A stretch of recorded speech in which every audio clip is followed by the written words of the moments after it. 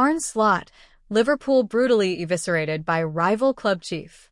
Bayern Munich's honorary and outspoken president Uli Hoeneß tore into Liverpool, deriding the club's summer transfer business and presenting an image of faux pity for Florian Wirtz, who is suffering as a consequence of the apparent selfishness riddled throughout the squad. Hoeneß is no stranger to outspoken comments. This is a character who has openly derided agents as greedy piranhas and never shies away from persecuting individual players, even if they play for Bayern.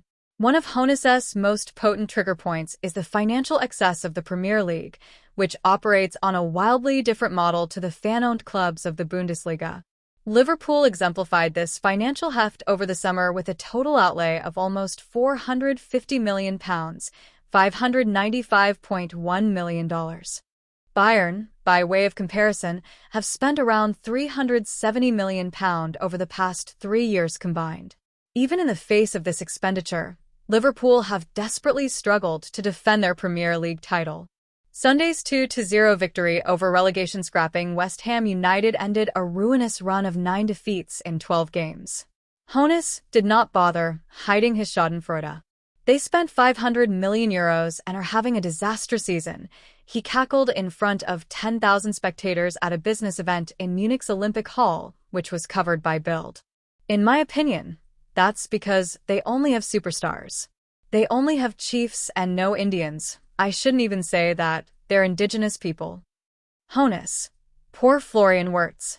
Adding to Hoeneß's bitterness was the fact that Liverpool directly beat Bayern to the race for Wirtz's signature. The veteran football director was in contact with the player's family throughout the summer and at one point looked to have secured a figure he publicly rated as the best German talent in the world. Yet, Liverpool swooped in, sealing what was then a club record £116 million deal which Bayern's sporting director Max Eberl admitted to be out of the club's price range. I always say, in Liverpool, they'll soon have to play with 5 balls because the stars won't give up any of them. Poor Florian Wirtz. He doesn't even get a ball because Mohamed Salah and Dominik Szoboszlai and all the others want to play with their own, Hoeneß hissed.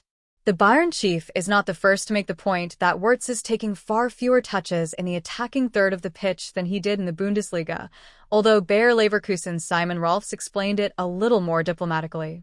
Hoeneß doubled down on his criticism of Wirtz's transfer, sensationally accusing Slot of lying to get the deal done. Obviously, manager Slot promised him something he's not keeping, the former Germany international huffed. He clearly promised him he'd get the number 10 jersey. He was very particular about that. And he also promised he'd build a new team around him. Nonsense. The fact is, he's now playing with number 7, and his new team is playing everything but around Florian Wirtz. And with as many defeats as Liverpool have suffered, the season is practically over. Slot lauds Wirtz's return to form. Hoeneß's sharpened barbs came at an odd time. Mere hours earlier, Wirtz had delivered arguably the best performance of his Liverpool career to date. Operating in the number 10 role he favors, even if he was still wearing number 7. With Dominik Szoboszlai to his right rather than Mohamed Salah, the diminutive playmaker tiptoed between the tight lines of West Ham's rearguard. Wirtz only created one chance, which Alexander Isak blazed high over the bar from the edge of the box, but was constantly knitting Liverpool's attacking play together. It was the German's jinking move which carved open space for Cody Gakpo to tee up Isak for the game's opening goal. As Slot surmised, it was a good game for the returning schemer. We tried to create an extra midfielder, and he was very important for us to find every time the extra midfielder, Slot explained. He was good when he made a dribble. He was really good in his one-touch balls. Even remember a moment when he played the ball diagonally in the 18-yard box to Cody Gakpo, which then didn't lead to a shot, so no XG value.